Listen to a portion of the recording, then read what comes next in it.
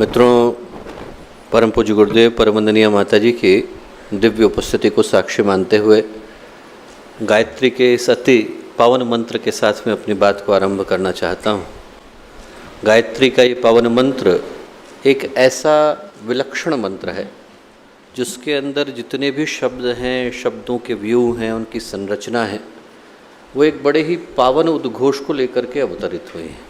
ये याद दिलाने के लिए अवतरित हुई हैं कि ये जो मनुष्य का जीवन है, इसके अंदर जो शक्ति सन्निहित है, उसको प्राप्त करने की सामर्थ्य हम में से प्रत्येक जीवात्मा के भीतर है और उसको जगाने का भाव गायत्री का ये पावन मंत्र हमको प्रदान करता है।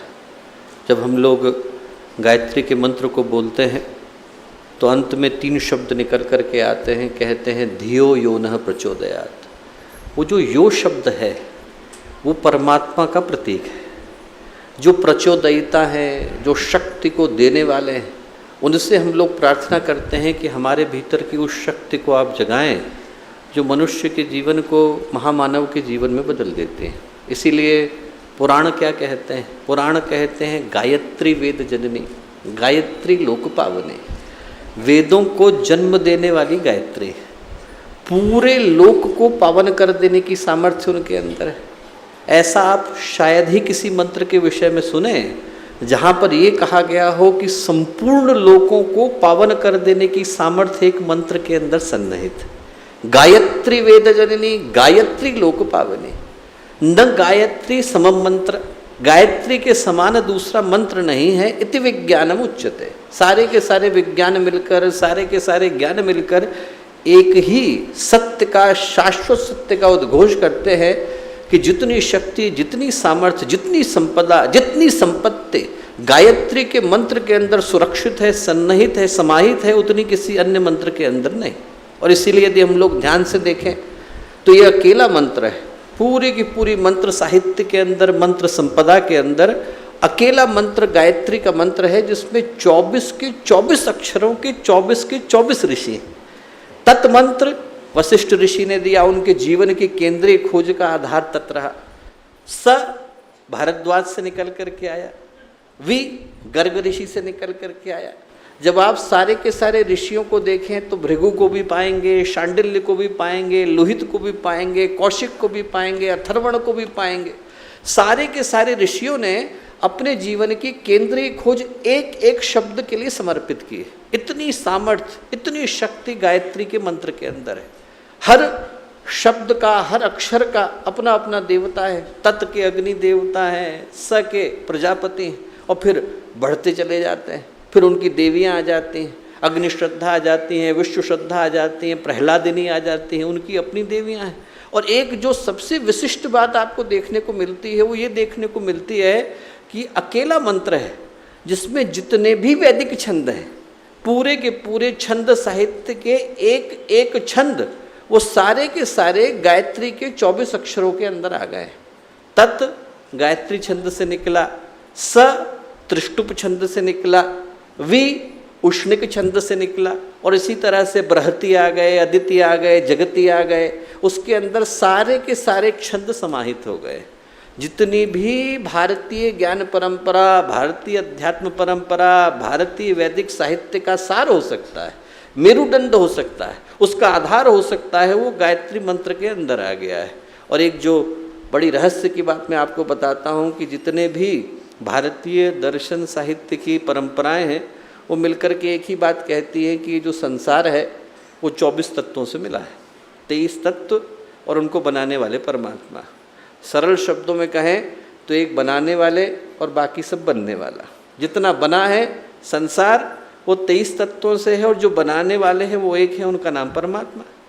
वो 23 के 23 तत्व जिसमें पंच महाभूत हैं, पंच तन्मात्रा हैं, जिसमें पंच ज्ञानेंद्रिय हैं और पंच कर्मेंद्रिय हैं, मन बुद्धि चित्त और अहंकार है, अंतःकरण है, और उसके ऊपर बैठे हैं परमात्मा। वो सारे के सारे 24 मिलकर के गायत्री के 24 अक्षर बन गए। जितना भी आप देख पाते हैं, जितना दिखाई पड़ता है, जितना नहीं दिखाई पड़ता है, वो सारा का सारा आकर के गायत्री के मंत्र के अंदर समाहित हो गया है। इसीलिए गायत्री का मंत्र वो मंत्र है जो व्यक्ति को बुद्धि देता है, विवेकशीलता देता है, दूरदर्शिता देता है, समझ देता है, समझदारी देता है, चलना कहाँ है, करना क्या है, मुझे ये तो पता हो कि जीवन की दिशा क्या होनी चाहिए। वो देने की सामर्थ्य जिस मंत्र के अंदर है उसको हम लोग गायत्री का मंत्र कह करके पुकारते हैं। और विशेष रूप से आज जब हम लोग गायत्री जयंती की इस पूर्व संध्या की बेला में यहाँ पर उपस्थित हैं तो स्मरण अनिवार्य हो जाता है कि जो गायत्री का मंत्र है वो हमारे अंदर की विवेकशीलता को जगाने के लिए आया है। विवेकशीलता का अर्थ एक ही होता है कि व्यक्ति उस पथ का भान कर सके जिधर चलने का आवाहन गायत्री का ये पावन मंत्र कर रहा है। एक गुदगुदाने वाली कथा मुझको स्मरण आती है। कथा एक नेताजी की है। नेताजी जो है उनने कहीं पर सुना कि मुझको उद्बोधन के लिए बुलाया गया है। वो उस गांव में पहुँचे और जब वो उस गांव में पहुँचे तो उनने वहाँ जा कर के पता किया कि भाई मेरी सभा कहाँ पर रखी गई है। जब गए तो देखा कि वहाँ पर तो एक ही व्यक्ति बैठा है। अब नेताजी को बड़ा दुख हुआ कि मैं तो सोच करके आया था कि बहुत सारे लोग होंगे, यहाँ तो सुनने वाला एक ही है, क्या करूँ। उनने जा कर के उस व्यक्ति से कहा कि क्यों भैया क्या करना चाहिए। तो गाँव का किसान था पर विवेकशील था। तो गांव का किसान था, वो नेताजी से बोला कि ऐसा है नेताजी, मैं तो पढ़ा लिखा हूँ नहीं, गांव का सीधा साधा सा किसान हूँ, ज़्यादा तो मुझे जानकारी नहीं, पर इतना जानता हूँ कि मेरे घर के अंदर 20 भैंसें हैं।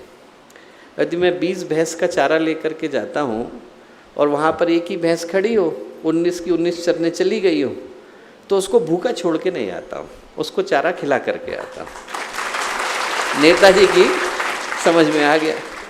नेताजी को तुरंत समझ में आया। बोले भैया ठीक बात बोलते हो, इतनी दूर से आया हूँ तो कुछ तो बोलना चाहिए।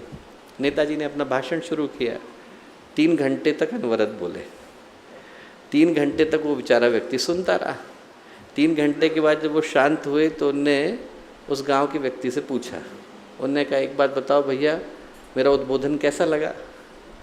तो गांव का व्यक्ति था, बोला भैया मैं तो गांव का व्यक्ति हूँ, सीधा साधा हूँ, ज़्यादा तो जानता नहीं, पर इतना जानता हूँ कि यदि मैं 20 भैंसों का चारा लेकर के जाऊँ और सामने एक ही भैंस खड़ी हो तो उसको 20 का खिला करके नहीं आता हूँ, उसको एक का ही खिलाता हूँ। आपने तो सबका मुझे ही सुना दिया। तो व्यक्ति को ये बुद्धि विवेक हो, ये विवेकशीलता हो कि जीवन में करना क्या है, इसका आवाहन, इसका संदेश गायत्री का ये पावन मंत्र प्रदान करता है। याद दिलाता है कि जो जीवन का उद्देश्य है, सतपथ है, सद्गति है, सद्कर्म है, वो हमारे जीवन में समाहित हो सके। बुद्धि आए, विवेकशीलता आए, चैतन्यता आए, जागरूकता आए, जीवन की समझ, जीवन की सोच पैदा हो। इस भाव के साथ हम लोग माँ गायत्री के इस पावन मंत्र को कहते हैं। चित्त स्थिर, शांत मन, शांत भावनाओं के साथ एक बार उस शक्ति का आवाहन करें जो हमें सद्ज्ञान की ओर, सद्कर्म की ओर लेकर के चलती हैं। माँ गायत्री का पावन मंत्र साथ साथ। ओम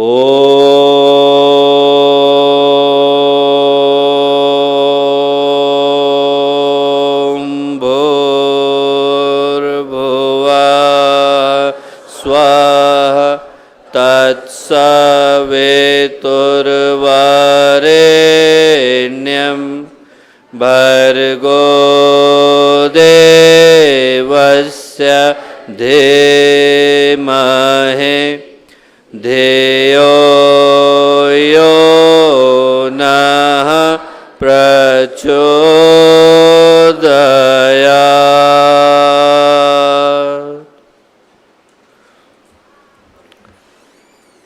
परम पूज्य गुरुदेव परम वंदनीय माता जी के दिव्य संरक्षण में गायत्री जयंती की पूर्व संध्या की पावन बेला शांति कुंज हरिद्वार की तपोभूमि और आज इस पवित्र प्रांगण में जब हम लोग उपस्थित हैं तो आज के इस सौभाग्यशाली अवसर पर हम लोगों के साथ मंच पर उपस्थित शांति कुंज के सभी वरिष्ठ सम्मानित कार्यकर्तागण, देश से विदेश से विभिन्न स्थानों से आए गायत्री परिवार के सभी साधकगण, शिष्यगण, भाइयों बहनों और प्यारे मित्रों, आज एक बड़े ही महत्वपूर्ण अवसर पर, सौभाग्यशाली अवसर पर शांति कुंज के इस दिव्य परिकर में उपस्थित हो पाने का सौभाग्य हम लोगों को मिला है। ये जो पूज्य गुरुदेव की वंदनीय माता जी की तपोभूमि है, यज्ञ भूमि है, योग भूमि है, कर्म भूमि है, ज्ञान भूमि है, इस भूमि पर उपस्थित हो पाने का सौभाग्य हम लोगों को मिला। तो आज के दिन मैं कहूँगा कि हम में से हर व्यक्ति को शांत होकर, मन को स्थिर करके अपने आप से एक प्रश्न को पूछने की आवश्यकता है। प्रश्न ये पूछने की आवश्यकता है कि हो सकता है कि हमारी यात्रा गुरुदेव के साथ जुड़ने की 50 दिन की रही हो या 50 वर्ष की रही हो, कितनी भी लंबी यात्रा रही हो, हम लोग अपने अपने जीवन में अपनी अपनी जीवन यात्रा के क्षणों में थोड़ा अतीत को जाएं और उस पहले दिन का स्मरण करें जब पूज्य गुरुदेव से, वंदनीय माता जी से जुड़ पाने का सौभाग्य हमको मिला था। याद करके देखें कि उस दिन हमारे हृदय में भाव क्या उभरा था, हमारे मन की अभीप्सा क्या थी, हमारे जीवन का केंद्रीय लक्ष्य क्या था और हमारे अस्तित्व की मूल खोज क्या थी। यदि हम लोग अपने अपने जीवन की समीक्षा करके देखें, उस पहले क्षण का स्मरण करके देखें जब हमारे हृदय में गुरुदेव ने आकर के आधिपत्य किया था, उस दिन का यदि हम लोग स्मरण करके देखें, आज चाहे कुछ भी बन गए, हम लोग प्रशासनिक दायित्व को संभाल रहे हों, हम लोग संगठनात्मक दायित्व को संभाल रहे हों, मुख्य प्रबंधक ट्रस्टी बन गए हों, भारतीय संस्कृति ज्ञान परीक्षा को देखते हों, उपजोन को देखते हों, या किसी प्रज्ञा मंडल, युवा मंडल, महिला मंडल को देखते हों, आज चाहे कोई सा भी दायित्व, कोई सा भी कर्तव्य हमारे पास हो, पर यदि हम लोग अपने उस पहले क्षण का स्मरण करके देखें और इस प्रश्न का उत्तर ढूंढना चाहें, तो हम लोग पाएंगे कि उस पहले दिन हमारे हृदय के अंदर एक ही आवाज़ उठी थी, और आवाज़ ये उठी थी कि जो साधना का पथ है, जो आत्मिक प्रगति का पथ है, उस पथ पर हमें उत्कर्ष मिल सके। जो अंदर की आवाज़ थी, जो अंदर की छटपटाहट थी, जो अंदर की बेचैनी थी, जो अंदर की पुकार थी, वो एक ही थी कि साधना के पथ पर आगे बढ़ने की चाहत। इसके बगैर पूज्य गुरुदेव से, वंदनीय माता जी से जुड़ने का आधार क्या हो सकता है? जब इस युग के महानतम तपस्वी के साथ जुड़ने का एक अवसर हम लोगों को मिले, इस युग के विश्वामित्र के साथ जुड़ पाने का सौभाग्य हम लोगों को मिले, तो मैं कहूँगा हर व्यक्ति अपने आप से पूछ करके देखे, जो यहाँ बैठा है, जो क्षेत्र में ऑनलाइन माध्यम से इस बात को सुन रहा है, वो अपने हृदय में गहरे जा कर के अपने आप से पूछने की कोशिश करे कि वो आवाज़ तो यही थी, वो चुंबक तो यही था जो हमें खींच करके गुरुदेव के चरणों में लेकर के आया, माता जी के पास खींच करके लाया। वही एक आवाज़ थी जिसने हमें उनसे जुड़ने के लिए बाध्य किया, विवश किया। और यदि हम लोग उस यात्रा पर ये सोच करके आगे बढ़ते हैं कि इस यात्रा का जो अंतिम पड़ाव है, जिसको हम परम पड़ाव, परमेश्वर, परमात्मा, ईश्वर, भगवान, माँ गायत्री, आदि शक्ति कुछ कह करके पुकारते हैं, उस यात्रा पर जब हम लोग आगे बढ़ने के लिए अपने कदमों को लेकर के चलते हैं, तो एक प्रश्न का उत्तर जानना अनिवार्य हो जाता है। इस प्रश्न का उत्तर जानना अनिवार्य हो जाता है कि यदि इस पथ पर हम लोग चलें तो हमारा पथ सही हो, हमारे प्रयास सही हो, हमारा प्रयत्न सही हो, हमारा पुरुषार्थ सही हो, हमारी प्रक्रिया सही हो, हमारी पद्धति सही हो। आदमी के मन में ये प्रश्न नैसर्गिक रूप से निकल करके आता है कि जिस पथ पर आध्यात्मिक उत्कर्ष का, साधनात्मक उत्कर्ष का जो पथ है, उस पथ पर बढ़ते समय हमारी प्रक्रिया तो ठीक होनी चाहिए। और इस संसार में दो ही तरह के साधक हैं, शिष्य हैं, जो साधना की अंतिम ऊंचाई को छू पाते हैं, जो सागर के अंदर अंतिम छोर पर जाकर गोता लगा करके आ पाते हैं। कौन से हैं? एक तरह के शिष्य तो वो हैं दोस्तों जिनको हम बंदर के बच्चों की तरह से जानते हैं। बंदर के बच्चों को आप देखिए, वो एक बार अपनी माँ को पकड़ लेते हैं तो पकड़ छूटती नहीं। वो तीसरी मंजिल से नीचे को कूद जाए, पेड़ के ऊपर चढ़ जाए, दो बंदरों के झुंड में लड़ाई हो रही हो, आप बंदर के बच्चे को देखिए, वो पकड़ छूटती नहीं।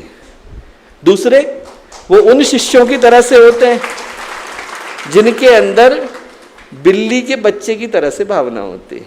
बिल्ली के बच्चे को देखिए, एक बार म्याऊं म्याऊं करती है तो उसकी माँ कहीं पर भी हो, छत के ऊपर हो, कहीं हो, वो दौड़ करके अपने बच्चे के पास चली जाती है। कहने का अर्थ क्या है? कहने का अर्थ ये है कि भगवान मिलते उन्हीं को हैं जिनकी या तो पकड़ मजबूत हो या पुकार मजबूत हो। या तो व्यक्ति की पकड़ ऐसी होनी चाहिए कि एक बार गुरुदेव का दामन थाम लिया है तो छूटने का प्रश्न उठता नहीं। जिंदगी में एक बार दे दिया। गुरुदेव कहते थे कि गुरु और शिष्य का जो संबंध है वो नवविवाहिता दुल्हन की तरह से होता है। डोली पर चढ़ करके आती है और अर्थी पर चढ़ करके जाती है। एक बार गुरुदेव को हाथ दे दिया तो अब दोबारा उस हाथ के छूटने का प्रश्न उभरता नहीं। और या फिर यदि गलती से हाथ छूट गया है तो पुकार मजबूत होनी चाहिए, या तो पकड़ मजबूत हो और पुकार मजबूत हो। और दोनों ही स्थिति में क्या जरूरी है कि पथ मजबूत हो। जिस पथ पर हम लोग चल रहे हैं वो पथ सही होना चाहिए। और जब हम लोग पथों को उठा करके देखते हैं तो हम लोग पाते हैं कि जितनी उपासना की पद्धतियां हैं, जितनी आध्यात्मिक परंपराएं, अकेले योग को देखें तो योग में समाधि योग है, क्रिया योग है, अष्टांग योग है, ज्ञान योग है, कर्म योग है, भक्ति योग है, नाद योग है, लय योग है, बिंदु बिंदु योग है, नाद बिंदु योग है। उसके अंदर आप चलते चले जाएं तो परंपराओं का अंत नहीं। फिर आप वेदांत में चले जाएं तो वेदांत है, द्वैत है, अद्वैत है, द्वैताद्वैत है, शुद्धाद्वैत है, विशिष्टाद्वैत है, भेदा भेद है। ज्ञान के एक के बाद एक शिखर है। भक्तियों में नवधा भक्ति है। कर्म के अंदर कर्म के करने के तरीके हैं, तंत्र अलग आ जाता है, उपासना की पद्धतियां अलग आ जाती हैं।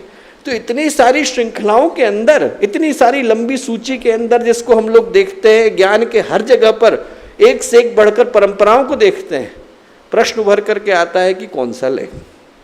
और जब उन लंबी परंपराओं की सूची को हम लोग उठा करके देखते हैं तो इस बात को मैं कहूँगा कि हम लोग बहुत ध्यान से सुने, बहुत ध्यान से सुने कि जितना लिखा, पढ़ा, सुना, समझा, बोला माँ गायत्री के विषय में गया है उतना और किसी के विषय में नहीं गया। आप चाहे वेदों को पढ़ें, चाहे पुराणों को पढ़ें, चाहे श्रुतियों को पढ़ें, चाहे स्मृतियों को पढ़ें, चाहे आगम निगम ग्रंथों को पढ़ें, आप जहाँ से उठा करके पढ़ेंगे आप पाएंगे कि जितना गायत्री के विषय में बोला गया उतना और किसी के विषय में नहीं बोला गया। ये लोगों के लिए कहना तो आसान हो जाता है कि गायत्री को करने का अधिकार आपको है पर आपको नहीं। ये कहना तो लोगों के लिए आसान है, पर उनमें से किसी ने शास्त्रों को पढ़ करके देखा नहीं।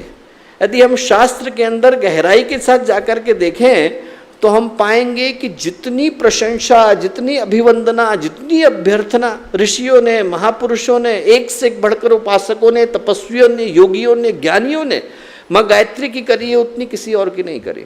और जिसका पढ़ने का मन करे, मैं कहता हूँ उनके लिए भी, जिनके मन में कहीं पर ये भ्रांति उभरती है कि उसको करने का अधिकार एक व्यक्ति को हो सकता है पर दूसरे को नहीं हो सकता, ऐसे जिनके भी मन में ये प्रश्न उभरते हों वो वेदों को उठा करके पढ़ें। ऋग्वेद के 6ठे मंडल को पढ़ें, पूरे के पूरे को पढ़ें। यजुर्वेद के 2, 3 और 9वें को पढ़ें। अथर्ववेद के 19वें को पढ़ें और सामवेद के 2 को पढ़ें। जिनका मन करता है कि हम संहिताओं को पढ़ें वो तैत्तिरीय को पढ़ें और मैत्रायणी को पढ़ें। जिनका मन करता है कि हम ब्राह्मण ग्रंथों को पढ़ें वो कौशिकी को पढ़ें, गोपथ को पढ़ें, शतपथ को पढ़ें, ऐतरेय ब्राह्मण को पढ़ें। जिनका मन करता है कि हम आरण्यक ग्रंथों को पढ़ें वो बृहदारण्यक को पढ़ें। जिनका मन करता है कि हम उपनिषदों को पढ़ें वो नारायण को पढ़ें, मैत्री को पढ़ें, जैमिनी को पढ़ें, श्वेताश्वर को पढ़ें। और जिनका मन करता है कि हम सूत्र ग्रंथों को पढ़ें, सूत्र ग्रंथों को पढ़ने का करता है तो आशुलायन गुह्यसूत्र को पढ़ें, स्तंभ को पढ़ें, आपस्तंभ को पढ़ें। मैं कहता हूं आप जितने ग्रंथों को पढ़ेंगे, इतनों की सूची तो मैं आपको गिना चुका हूं, और ये सारे के सारे तो वो हैं जो वेदों के शिखर हैं, ज्ञान के शिखर हैं, जहां पर भक्ति का शिखर है, अध्यात्म का शिखर है, कर्म का शिखर है। इन सारे ग्रंथों को आप लेकर के जाए, लोगों को बता करके आए कि इनके अंदर आपको पढ़ने में क्या देखने को मिलता है। और जब आप इनको पढ़ेंगे, एक से एक बढ़कर वेदों को पढ़ेंगे, एक से एक बढ़कर उपनिषदों को पढ़ेंगे, एक से एक बढ़कर श्रुति स्मृति को पढ़ेंगे, तो क्या पाएंगे। सामान्य व्यक्ति की मैं बात नहीं करता, ब्रह्मर्षियों ने, महर्षियों ने, राजर्षियों ने, छोटे व्यक्ति की बात नहीं कर रहा हूं, ब्रह्मर्षि ने, महर्षि ने, राजर्षि ने पुकारा और दोहराया नहीं है, उद्घोष किया है पूरी शक्ति के साथ, पूरे विश्वास के साथ, पूरी संपत्ति के साथ, पूरे मन के भाव के साथ इस बात का उद्घोष किया है कि सर्वे शास्त्रा द्विजा प्रोक्ता न शैवा न च वैष्णवा आदि शक्ति मुपासन्ते गायत्री वेद मातरम। एक ही शक्ति है, उनका नाम आदि शक्ति है, और एकमात्र उन्हीं की उपासना करने से उपासना फलीभूत हो पाती है। कहने का क्या अर्थ है? कहने का बड़ा महत्वपूर्ण अर्थ है दोस्तों। कहने का अर्थ यह है कि इस बात में भ्रम हो सकता है कि कौन करे कौन न करे। इस बात में कहीं आपको मतभेद देखने को नहीं मिलेगा कि गायत्री का मंत्र महामंत्र है। जिनके मन में भ्रम भी है वो भी उपजा हुआ है, उस पर अभी मैं 2 मिनट बाद में बोलता हूँ। पर जो उसके पीछे का उद्देश्य है वो एक बात जो सबसे बढ़कर के बात है, हर व्यक्ति, हर ऋषि, हर महर्षि, हर योगर्षि, हर राजर्षि एक ही बात को बड़ी गहराई के साथ बोलता है कि गायत्री का जो मंत्र है वो महामंत्र है, और गायत्री विश्व हित कारिणी है, पूरे विश्व का हित करने वाली। एक व्यक्ति का नहीं, मेरा नहीं, आपका नहीं, लिखने पढ़ने वाले का नहीं, बोलने समझने वाले का नहीं, सुनने वाले का नहीं, पूरे विश्व का हित करने वाली। आपने कहीं पर किसी मंत्र के लिए ऐसी बात सुनी? मैं पैरासीटामोल की गोली खाऊं, मेरा बुखार जाए, ये तो दुनिया का हर केमिस्ट बोलता है। मैंने पैरासीटामोल की गोली खाई, बुखार आपका चला गया, ऐसा माँ गायत्री बोलती है। मैंने बोला वो बोला, मैंने लिखा वो लिखा, मैंने पढ़ा वो पढ़ा, आपने सुना वो सुना, पर उसका कल्याण पूरे विश्व को मिला, ऐसा अकेला गायत्री के अंदर आप सुन सकते हैं। इसीलिए गुरुदेव ने जब संकल्प लिखा तो क्या लिखा? हम लोग बोलते हैं विष्णु श्रीमद् भगवतो महापुरुषस्य विष्णुराज्ञा प्रवर्तमानस्य, अंत में क्या बोलते हैं? आत्म कल्याण जगत हिताय च। इस मंत्र को करने से मेरा कल्याण तो होता ही है, पूरे जगत का हित होता है। ये वो मंत्र है जिसको करने से व्यक्ति का अकेले का हित नहीं होता, पूरे जगत का, पूरी सृष्टि का होता। एक ऐसा फूल है जिसकी सुगंध पास खड़े होने वाले को नहीं मिलती है, पूरी दुनिया में बिखर जाती है। गायत्री का मंत्र इतना शक्तिशाली मंत्र है जिसके लिए कहा गया है विश्व हित कारिणी, पूरे विश्व का हित करने वाली है। वेद माता, देव माता, विश्व माता, वेदों को जन्म देने वाली, देवों को जन्म देने वाली, विश्व को जन्म देने वाली। क्यों कहा? क्योंकि जो शब्द आया है वो आया है विश्वामित्र। देने वाले कौन? विश्वामित्र। उनके जन्म का नाम क्या था? विश्वरथ, जिसके हृदय में भाव ये हो कि मैं रथ की तरह से दुनिया को कुचल करके रख सकता हूँ। और जैसे ही गायत्री मंत्र के दृष्टा हुए, वैसे ही विश्वरथ किस में बदल गए? विश्वामित्र में बदल गए, पूरे विश्व के मित्र बन गए। आपके मेरे अकेले के मित्र नहीं, पूरे विश्व के मित्र बन गए, पूरे विश्व का उपकार करने वाले बन गए। ऋषियों मंत्र दृष्टारा, मंत्र का दृष्टा जो होता है वो ऋषि कहलाता है। यही अंतर जो है वो लौकिक ग्रंथों में और वैदिक ग्रंथों में क्या अंतर है? अंतर ये है कि लौकिक ग्रंथों में रचनाकार के नाम से रचना का मूल्य बढ़ जाता है। कालिदास ने लिखा, अब विज्ञान शाकुंतलम फेमस हो गई। पातंजलि ने लिखा, योग सूत्र का मूल्य बढ़ गया। चरक ने लिखा, चरक संहिता का मूल्य बढ़ गया। शांडिल्य ने लिखा, भक्ति सूत्र का मूल्य बढ़ गया। लिखने वाले के नाम से रचना का मूल्य बढ़ गया। वैदिक ग्रंथों में मंत्र के आधार पर ऋषि का मूल्य बढ़ गया। क्योंकि गायत्री मंत्र को देखा इसलिए विश्वामित्र ब्रह्मर्षि हो गए। आप सोच के देखिए कितनी बड़ी बात। गायत्री मंत्र का दृष्टा होने के कारण विश्वामित्र ब्रह्मर्षि विश्वामित्र में बदल गए, क्योंकि उनने ही गायत्री मंत्र को देखा था। इससे बढ़कर के आपको उदाहरण और पूरे भारतीय संस्कृति में देखने को नहीं मिलेगा। इससे ज़्यादा बढ़कर के प्रत्यक्ष उदाहरण देखने को नहीं मिलेगा कि जितनी शक्ति, जितनी सामर्थ्य गायत्री के पावन मंत्र के अंदर है, उतनी और किसी के अंदर देखने को नहीं मिलती। न्यूटन ने देखा तो ग्रेविटी की थ्योरी आ गई, और न्यूटन के कारण नहीं आई, ग्रेविटी तो पहले से थी। देने का सिद्धांत न्यूटन ने दिया तो न्यूटन का नाम प्रसिद्ध हो गया। वैसे ही गायत्री तो सर्वव्यापी थी, सदा से थी, शुरू से थी। उनको देखने के कारण विश्वामित्र ब्रह्मर्षि विश्वामित्र में बदल गए। एक जो प्यारी बात आती है, शब्द क्या प्रयोग हुआ है? मित्र। मित्र का अर्थ हम लोग किस में लगाते हैं? जो हमारा दोस्त हो, जो हमारा अपना हो। शास्त्र कहते नहीं, क्योंकि वो सन्मित्र नहीं है। मित्र तो डाकुओं के भी होते हैं, गर्दन भी कट जाए तो भी अपने दोस्त का नाम बताते नहीं। मित्र तो टेररिस्ट के भी होते हैं, कितना पुलिस टॉर्चर कर ले तब भी बताते नहीं है कि अपराध किसने किया है। सन्मित्र नहीं। सन्मित्र वो है जो आपके हित की कामना को रखता। इसीलिए शास्त्र क्या कहते हैं? इतनी बढ़िया मित्र की डेफिनेशन देते हैं। शास्त्र मित्र की क्या परिभाषा देते हैं? पापन निवारयति भोजयते हिताय, जो पापों का निवारण करे और हमें हित के पथ की ओर लेकर के जाए।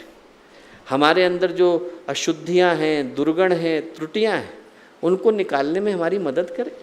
ये नहीं कि चल बीड़ी पी करके आते हैं, चल थोड़ी देर के लिए तंबाकू खा करके आते हैं, चल वहाँ पर जुआ खेल करके आते हैं। वो मित्र नहीं है। मित्र वो है जो हमारे पापों को दूर करे, भोजयते हिताय, और हमें हित के पथ की ओर लेकर के जाए। पापन निवारयति भोजयते हिताय गुह्यम निगुहति। हमारे अंदर जो चीज़ें ऐसी हैं जो हमें गोपनीय रखने की आवश्यकता है, उन्हें गोपनीय रखें। गुणान प्रकटीकरोति, पर हमारे जो गुण हैं वो दुनिया को बताए। आप अफ्रीका में जाइए तो अफ्रीका में क्या है, एक कबीला है, उस कबीले में इतनी बढ़िया आदत है, मुझे लगता है पूरी मानवता को अपनाने की आवश्यकता है। वहाँ पर क्या है, किसी ने चोरी कर दी, अपराध कर दिया, गलती कर दी, तो पूरा कबीला क्या करता है, पूरा कबीला ये करता है कि यदि मैंने गलती करी तो मुझे ला करके बीच में खड़ा कर देगा, सारा का सारा कबीला मेरे चारों ओर आकर के खड़ा हो जाएगा। और खड़ा होकर के क्या करेगा, एक एक व्यक्ति ये याद दिलाएगा कि मैंने उसके लिए अच्छा कब किया था, ये याद दिलाएगा कि ये जो तुमसे गलती हो गई बेटा, ये अनजाने में हो गई, तुम्हारे अंदर तो गुण है, अपने अंदर के गुणों को याद करो, अपने अंदर की सामर्थ्य को याद करो। जो वो कबीला करता है वही काम गायत्री माता करती है। गुणान प्रकटि करोति, वो कहती हैं पापन निवारयति भोजयति हिताय गुह्यम निगूहति गुणान प्रकटि करोति। फिर आपत्ति च न जहाति ददाति काले, कठिन समय आया तो हाथ छोड़ के भाग नहीं जाती है, कठिन समय आया तो हमारे हाथ को पकड़ करके रखती हैं। मित्र का काम क्या है, कठिन समय आएगा तो हमारे हाथ को थाम करके रखे, हमारा मन, हमारा मनोबल, हमारे मन की शक्ति को बढ़ाता चले। सन्मित्र लक्षण इदम प्रविदन्ति संत, संत कहते हैं सन्मित्र के लक्षण ये होते हैं। अब इस परिभाषा पर जरा तौल करके देखें कि गायत्री माता ऐसा करती हैं कि नहीं, हमारे पापों को दूर करती हैं कि नहीं, हमें सतपथ पर लेकर के जाती हैं कि नहीं, हमारे अंदर के गुणों को प्रकट करती हैं कि नहीं, हमारे व्यक्तित्व को बनाती हैं कि नहीं, और आपत्ति काल में हमारे साथ खड़ी रहती हैं कि नहीं। ये सारे के सारे जो गुण हैं वो गायत्री माता के गुण हैं। मैं कहूँगा हमारे जितने गायत्री परिवार के कार्यकर्ता हैं सबको अपने अपने व्हाट्सएप की प्रोफाइल में, अपने अपने फेसबुक की डीपी पर एक ही चीज़ लिखने की आवश्यकता है, हमारी फास्टेस्ट फ्रेंड कौन है, गायत्री माता। हमारी क्लोज फ्रेंड कौन है, गायत्री माता। हमारी मित्र कौन है, गायत्री माता। बाकी मित्र तो कब आएंगे कब जाएंगे कौन जानता है, पर ये मित्र तो वो हैं जो सृष्टि के बनने से पहले थी और सृष्टि के बाद तक रहने वाली है। हमारी तो एक ही मित्र हैं जिनको हम गायत्री माता के नाम से जानते हैं, जो व्यक्ति की बुद्धि को पलटने का काम करती है, उसको सन्मार्ग पर लाने का काम करती है। एक कहानी आती है बहुत प्यारी, संत थे, जा रहे थे, रास्ते में कुछ अपराधी तरह के बच्चे मिल गए। अब वो जो बच्चे थे उनको परेशान करने लगे, संत कुछ बोले नहीं, चुपचाप सहन करते रहे। रास्ते में एक नदी आई तो नाव में चढ़े वो बच्चे भी चढ़ गए, और जो बच्चे थे वो उनको फिर परेशान करने लगे। अब वो संत जो थे वो प्रार्थना करने के लिए, साष्टांग नमस्कार करने के लिए नीचे को झुके। जैसे ही उनने अपना सिर नीचे को किया, वैसे ही उसमें से एक गुंडा तरीके का बच्चा था, उसने एक जूता लिया और सर पे मार दिया। अब जैसे ही घटना घटी वैसे ही जोर की आकाशवाणी हुई। आकाशवाणी हुई तो आकाशवाणी में जो आवाज़ थी वो बोली कि मैं गायत्री माता हूँ, तू कहे तो अभी नाव पलट दूँ, तू कहे तो अभी इन बच्चों को इनके कुकर्म की सजा दूँ, नाव पलट दूँ। तो संत बोले कि माँ आप तो गायत्री माता हैं, आपको पलटना है तो आप नाव मत पलटिए, आप इनकी बुद्धि को पलटिए। आपको पलटना ही है तो इनको सन्मार्ग पर लेकर के आइए। तो माँ गायत्री की आवाज़ दोबारा से आई, बोले बिल्कुल सही बोलता है, तेरी परीक्षा लेने के लिए ही पहली आवाज़ आई थी। जो सन्मार्ग पर लेकर के आती हैं वही गायत्री माता है। व्यक्ति भटक गया है, उससे गलतियाँ हो रही, सब जानते हैं, हमको भी पता है, उसको भी पता है, समाज को पता है, उसको अपने हृदय में पता है कि मैं गलत चल रहा हूँ। उसको गलत के लिए दंडित कितना करेंगे। हम तो ईश्वर से यही प्रार्थना करते हैं कि वो यदि भटक गया है तो सही मार्ग पर लौट करके आए, उसके अंदर की वो चेतना जागे जो उसे स्मरण कराए कि मनुष्य का जीवन मिला क्यों। इसीलिए इतना प्यारा शब्द इस्तेमाल हुआ है, नाम हुआ है मित्र। मित्र जो हमें पापों से दूर करे, सन्मार्ग की ओर लेकर के आए, जो हमारे जीवन के गुणों को प्रकट करे, हमारे जीवन के अवगुणों को दूर करता चला जाए, जो आपत्ति के काल में हमारा साथ न छोड़े। और शास्त्रों में मित्र के लिए एक और उद्बोधन आया है, एक और शब्द आया है, क्या? भगवान सूर्य। भगवान सूर्य को मित्र कह करके पुकारा गया है। क्यों? कर्म साक्षी जगत चक्षु, हमारे सारे कर्मों के साक्षी वो हैं, और पूरा विश्व ही जिनकी आँखें। इससे बढ़कर के सीसीटीवी आज तक बना नहीं और कभी बनने वाला नहीं। वो जो भगवान सूर्य है वो तो दुनिया के सबसे बड़े सीसीटीवी हैं। जब से दुनिया बनी है तब से हर व्यक्ति का किया गया हर कर्म उसके साक्षी है। वो हर चीज वहां पर स्टोर हो रही है, उनके डेटाबेस में स्टोर्ड है। समय आने पर हमें याद दिला देते हैं कि हमने किया क्या था। और उस दृष्टि से देखें तो गायत्री माता यही करती हैं, याद दिलाती हैं कि वो जो ईश्वर है वो सर्वव्यापी है, कण कण के अंदर व्याप्त है। उसको अपना साक्षी बनाकर हर कर्म को करने की आवश्यकता है। हम लोग यहाँ से स्मरण करके जाएं कि हम अकेले नहीं जा रहे हैं, हमारे साथ गुरुदेव और माता जी भी जा रहे हैं। आप लोग ट्रेन में एक व्यक्ति का टिकट करा करके आए होंगे, पर जब जा रहे हैं तो 3 लोग आपके साथ सफ़र कर रहे हैं। आपके साथ आप अकेले आए, माँ गायत्री भी जा रही हैं, गुरुदेव और माता जी भी जा रहे हैं। और ये याद दिलाते जा रहे हैं कि आपके संरक्षण के लिए, आपकी सुरक्षा के लिए तो वो हैं ही, आपके कर्म के साक्षी भी है। वो एक संत की कहानी आती है कि संत थे, मार्ग में जा रहे थे, चोरों का एक काफिला जा रहा था। तो चोरों ने कहा कि अरे हमारे साथ चलो, हमें एक व्यक्ति की ज़रूरत है। अच्छा ठीक, चल दिए। संत हृदय नवनीत समाना, उनको क्या, जहाँ चाहेंगे वहाँ चल देंगे। चल दिए। वो जाकर के घर में चोरी करने के लिए घुस गए। अब जब चोरी करने के लिए घुसे तो बोले कि देखो तुम्हारा एक काम है। क्या काम है? बोले तुम बाहर को बैठे रहना और यदि मालिक जगे तो बताना, मालिक जगे वैसे ही हमें सूचित करना। ठीक। जैसे ही अंदर गए और जैसे ही उन्होंने चोरी करनी शुरू करी, वैसे ही वो जोर से चिल्लाए, अरे मालिक जागा हुआ है, मालिक देख रहा है। भागे भागे आए तो देखा मालिक तो सो रहा है। बोले अरे तुमने बेकार में ही हम लोगों को बुला लिया, मालिक तो सो रहा है। बोले अरे ये मालिक सो रहा है, दुनिया का मालिक तो जाग रहा है। दुनिया का मालिक तो हर क्षण देख रहा है। गायत्री मंत्र, गायत्री माता और गायत्री की शक्ति हमें याद दिलाती हैं कि वो मालिक हर क्षण जगा हुआ है, कभी सोता नहीं है। हम सो सकते हैं, दुनिया सो सकती है, पर वो हर क्षण जागा हुआ है, जागृत है, जीवंत है। उसकी चेतना कण कण के अंदर व्याप्त है। दुनिया का सबसे बड़ा CCTV वही है। और ये याद रखता है कि हमने कर्म क्या किया। औरों से छुपा सकते हैं, उससे छुपा पाने की सामर्थ्य नहीं। इसलिए माँ गायत्री का मंत्र हमें सतपथ पर लेकर के आता है। इसीलिए अथर्ववेद क्या कहता है, स्तुता मया वरदा वेद माता प्रचोदयंताम पावमानी द्विजानाम आयु प्राणम प्रजा पशुम कीर्तिम द्रविड़म ब्रह्मवर्चसम।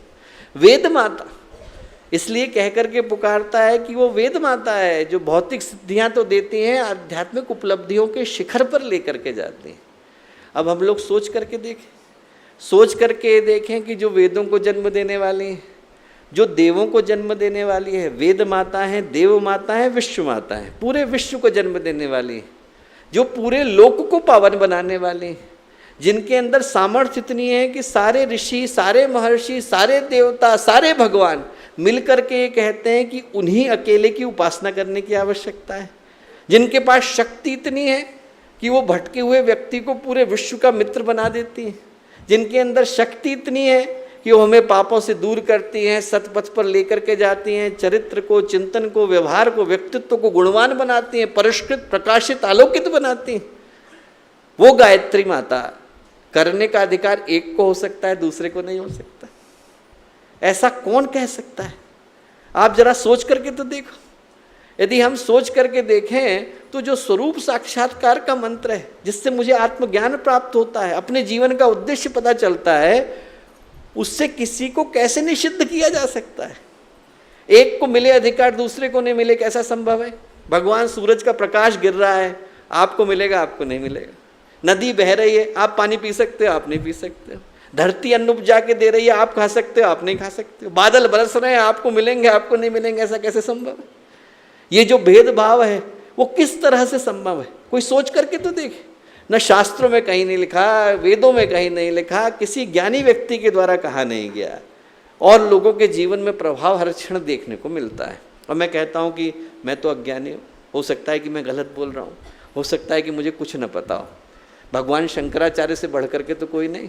आदि शंकराचार्य तो वेद के शिखर हैं, विवेक के शिखर हैं, वैराग्य के शिखर हैं, ज्ञान के शिखर हैं, कर्म के शिखर हैं। बुरे से बुरा मानने वाला उनके लिखे को तो मानेगा। अब शूद्राधिकरण में उनने क्या लिखा है?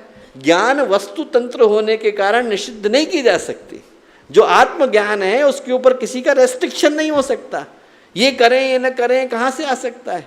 अरे टॉयलेट थोड़ा ही है कि एक में पुरुष घुसेंगे और एक में महिलाएं घुसेंगी। ये तो आत्मज्ञान है। आत्मज्ञान तो सभी का अधिकार है, हर क्षण अधिकार है, हर क्षण से रहा है और हर क्षण को रहने वाला है। तो ये एक ऐसा मंत्र है दोस्तों जिस पर हर एक का अधिकार है। हर व्यक्ति को याद दिलाने की आवश्यकता है कि इसको करने की क्षमता, सामर्थ्य, अधिकार हर व्यक्ति के पास है। और ये याद दिलाने की आवश्यकता है कि क्यों के लिए आपको एक बड़ी प्यारी घटना सुनाता हूँ। भागवत आप लोग पढ़ें, भागवत में एक घटनाक्रम आता है। क्या आता है? भगवान ब्रह्मा ने सृष्टि को बनाया तो पहले पेड़ पौधे बनाए, पत्थर बनाए, फिर जलचर, नभचर, थलचर बनाने के बाद उनने इंसान को बनाया। और जब इंसान को बनाया तो उनको मन में बड़ा संतोष हुआ।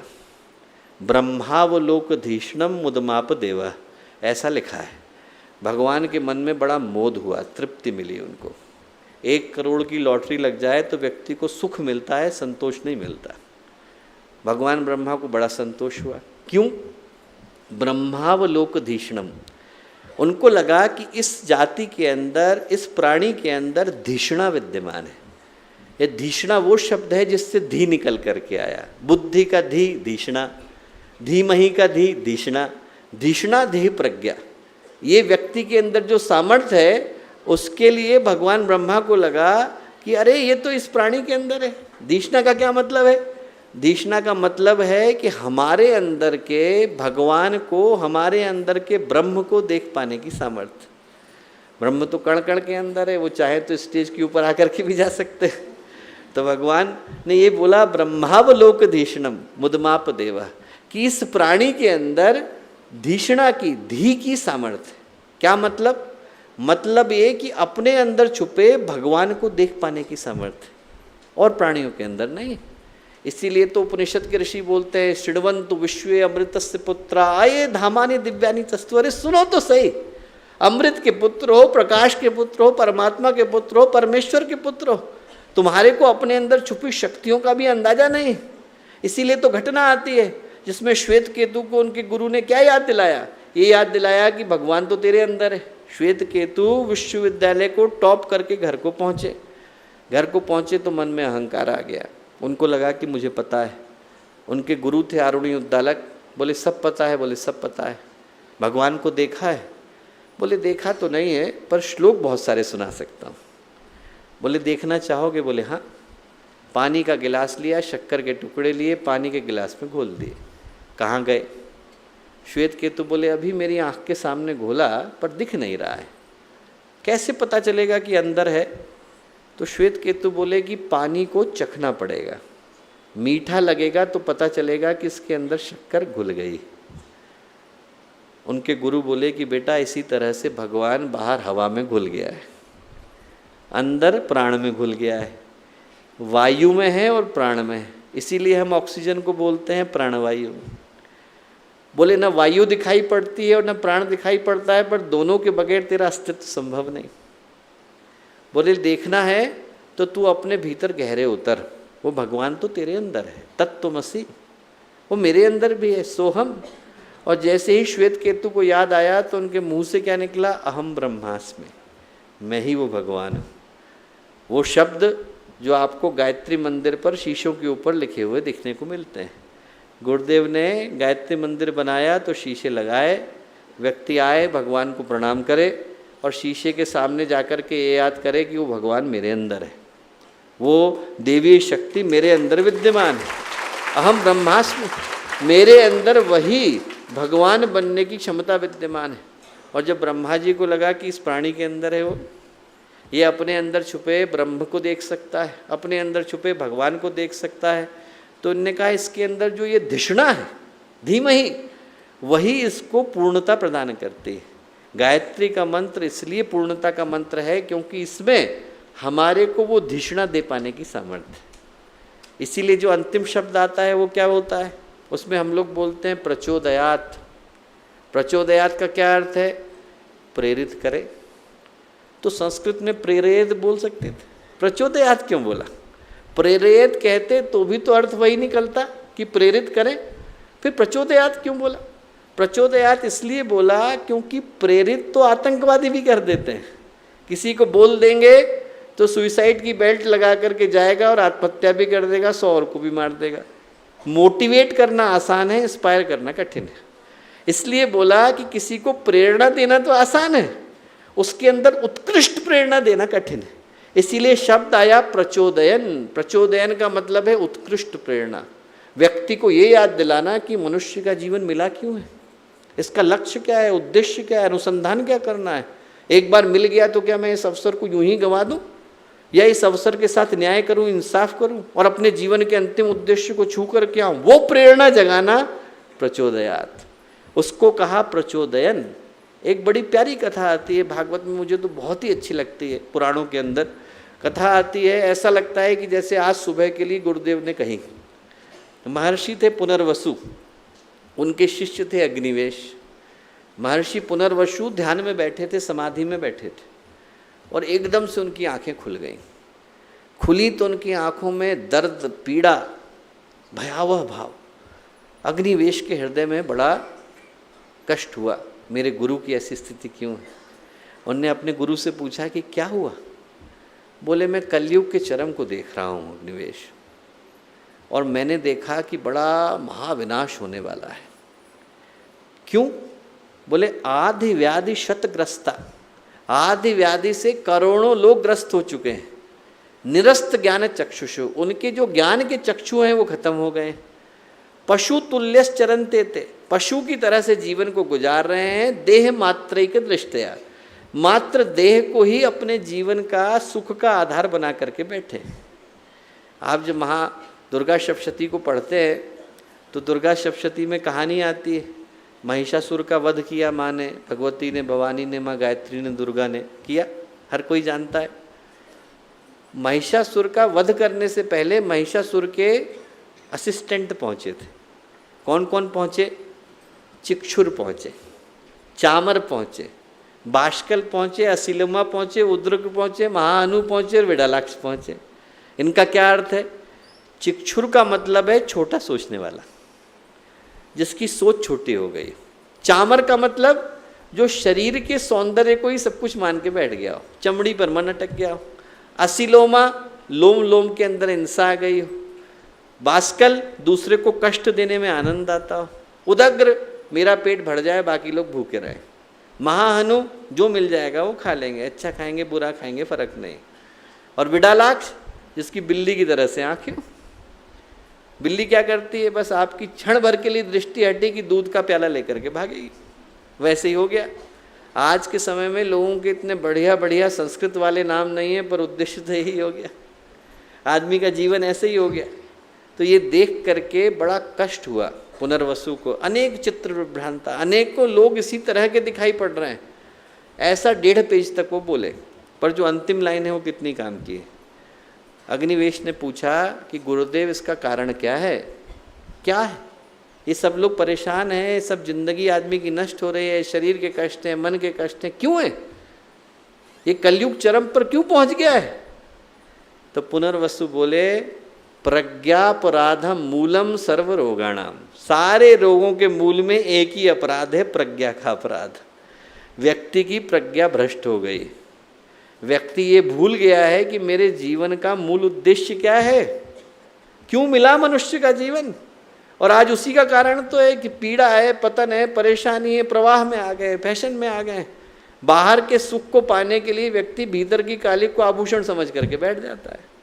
बाहर मिल जाए, अंदर से मेरा व्यक्तित्व तो कहीं पर भी चले जाए। मन में शांति नहीं है। हर व्यक्ति के दिल में ये आ गया कि मुझे अभी चाहिए, इसी वक्त चाहिए, किसी कीमत पे चाहिए, दूसरे का गला घोंट के चाहिए, मेरा स्वार्थ पूरा होना चाहिए। और इसीलिए क्या है, इंसान बिखरे हुए हैं, इंसानियत जख्मी, परिवार टूटते नजर आते हैं, समाज खत्म हो रहे हैं, मुस्कुराहटें हैं नहीं, मुसीबतों का अंबार लगा हुआ है। आदमी के पास कुछ है नहीं और तब भी आदमी पूरी जिंदगी को स्वाहा करने के लिए तैयार है। ये समस्या जब आती है तो ऐसे में क्या है, 2 ही पथ हुए आज तक। एक पथ तो है दंड का और एक पथ है पुरस्कार का। एक पथ पर चलोगे तो आपको सजा मिलेगी, एक पथ पर चलोगे तो आपको पुरस्कार मिलेगा, प्रशंसा मिलेगी। एक पथ पाप का है, एक पथ पुण्य का है, एक पथ शुभ का है, एक पथ अशुभ का है। पर इनसे आज तक समाधान हो पाया क्या? न जाने कितने असुर हैं जिनको अकेले भगवान ने आकर के मारा। रावण को तो मारा ही मारा, खरदूषण को मारा ही मारा, शूर्पणखा को तो मारा ही मारा, अकासुर को, बघासुर को, पूतना को, कालिया नाग को भगवान कृष्ण ने आकर के मारा। दुर्गा सप्तशती में पढ़े तो मधुकैटभ को मारा, महिषासुर को मारा, बाकियों के नाम मैं गिना चुका हूँ, चंडमुंड को मारा, शुंभ निशुंभ को मारा, धूम्रलोचन को मारा, रक्तबीज को मारा। इतने को तो अकेली माँ दुर्गा ने आकर दुर्गा सप्तशती के अंदर मारा। उससे दुष्ट होने बंद हो गए क्या? नहीं, क्योंकि भय अकेला समाधान नहीं। भय के डर से आदमी अपराध करना बंद नहीं करता है, और पुरस्कार की दृष्टि से हर कोई सतपथ पर नहीं जाता है। क्या है समाधान? समाधान ये है कि आदमी की आस्था को बदलना पड़ेगा। जहाँ आस्था है वहाँ आकांक्षा है, जहाँ आकांक्षा है वहीं पर व्यक्ति के भाव आते हैं, जहाँ भाव है वहाँ पे विचार उमड़ते हैं, जहाँ विचार है वहाँ व्यक्ति कर्म करता है, और जहाँ कर्म करता है वहाँ से व्यक्ति का व्यक्तित्व बनता है। यदि हाथी पागल हो गया है तो आप पालतू हाथी के माध्यम से उसको लेकर के आते हैं। लोहे को लोहा काटता है, कांटे को कांटा निकालता है, गड्ढे में गिरे व्यक्ति को निकालने के लिए गड्ढे में उतरना पड़ता है। आस्था खराब हो गई है तो व्यक्ति की आस्था को बदलना पड़ता है, और वो कर पाने की सामर्थ्य किसके अंदर है? माँ गायत्री के अंदर है। दो ही तो समस्याएं, दुष्टता है और भ्रष्टता है। दुष्टता को दूर करने के लिए तो भगवान जो है वो वाराह के रूप में अपने दांतों को लेकर के आ जाते हैं। भगवान जो है नृसिंह के रूप में अपने नखों को लेकर के आ जाते हैं। उसी को देख करके भगवान राम का धनुष तन जाता है और भगवान शिव का त्रिशूल उठ जाता है। उसी को देख करके भगवान कृष्ण का सुदर्शन चक्र चल जाता है और परशुराम जी का फरसा उठ जाता है। उससे दुष्टता का अंत हो सकता है, भ्रष्टता का नहीं हो पाता। भ्रष्टता को दूर करने के लिए मनुष्य के अंतःकरण के अंदर, अंतराल के अंदर माँ गायत्री की शक्ति को प्रतिष्ठित करना पड़ता है। जो गायत्री का मंत्र है वो हमारे भीतर के भ्रष्टता को नष्ट करने का मंत्र है। इसलिए आज के दिन जिस चिंतन को हम लोग लेकर के जाएं कि हम यहाँ से गायत्री को ये भाव लेकर के जा रहे हैं कि विश्व का हित करने वाली, हर व्यक्ति के जीवन को बदलने वाली, हर व्यक्ति को अधिकार है माँ गायत्री को करने का, हर व्यक्ति के जीवन का मूल उद्गम, मेरुदंड, प्राण माँ गायत्री। और यहाँ से हम लोग ये संकल्प लेकर के उठे। पहला तो ये लेकर के उठे कि हम लोग आश्रम के अंदर आए, हमें गिफ्ट में आश्रम मिला है। अनेकों लोग यहाँ पर ऐसे बैठे हैं जिनको मैं अच्छी तरह से जानता हूँ, और इस बात को जानता हूँ कि उनका घर अपने आप में आश्रम की तरह से है। मैं कहूँगा कि जिनको ऐसा लगे कि हमारा घर अभी आश्रम नहीं बन पाया, उनको यहाँ से यही संकल्प लेकर के जाने की आवश्यकता है कि मेरे घर का वातावरण साधना से भरा हुआ होना चाहिए। सुबह उठें तो हमारी नित्य की उपासना हो, शाम को सोएं उससे पहले गायत्री माता की आरती हो। हमारे क्षण क्षण के अंदर, कण कण के अंदर गायत्री उपासना गहराई के साथ बैठी होनी चाहिए। जिस अंधकार को बनने में हजारों लाखों वर्ष गए वो हमारे एक माला से जाने वाला नहीं। उसको करने के लिए हमारी उपासना में निरंतरता भी चाहिए और प्रचंडता भी चाहिए। हमारे हृदय में भागीरथ की तरह से सृजन का भाव भी चाहिए और दधीची की तरह से उत्सर्ग का भाव भी चाहिए। हमारे को हमारी साधना की धार को और पैना बनाने की आवश्यकता है। हर व्यक्ति यहाँ से उठे तो संकल्प लेकर के उठे कि हमारी घर की उपासना, हमारी व्यक्तिगत उपासना चले। दूसरा, मैं जाग गया पर परिवार सो गया तो फायदा क्या हुआ? हमें अपने को ही नहीं जगाना पर हमारे परिवार को भी जगाना है। उनके अंदर भी इस भाव को गहरे बिठाने की आवश्यकता है। आरती के लिए उनको भी बुलाएं, उनको भी गुरुदेव का कम से कम एक संस्मरण रोज सुनाएं। कहें अखंड ज्योति का छोटा सा पैनल पढ़ो पर पढ़ के जाओ। आपसे बन पड़े तो एक मंत्र करो पर आप गायत्री माता की मूर्ति के सामने प्रणाम करो, गुरुदेव के चित्र के सामने प्रणाम करो और तब घर से बाहर निकलो। जितना छोटे से छोटा हो सके। इसमें प्रश्न ये नहीं है कि करना है कि नहीं करना है, प्रश्न ये है कि कितना करना है। व्यक्ति को करना तो है ही, पर उनसे कहें कि आपसे जितना बन पड़े। आप जॉब में हो, व्यस्त हो, पढ़ लिख गए हो, बहुत सारी समस्याएं, आपको एग्ज़ाम देना है, ये सारी बात हम समझते हैं। उतना करो जितना आप कर सकते हो, पर करो। व्यक्ति अपने परिवार के अंदर उस वातावरण को लेकर के आए। तीसरा, मैं कहूँगा कि हम लोग अपने आसपास के शक्तिपीठ को जागृत करें, प्रज्ञा केंद्र को जागृत करें। हमारे जितने संस्कार हैं वहीं पर करें।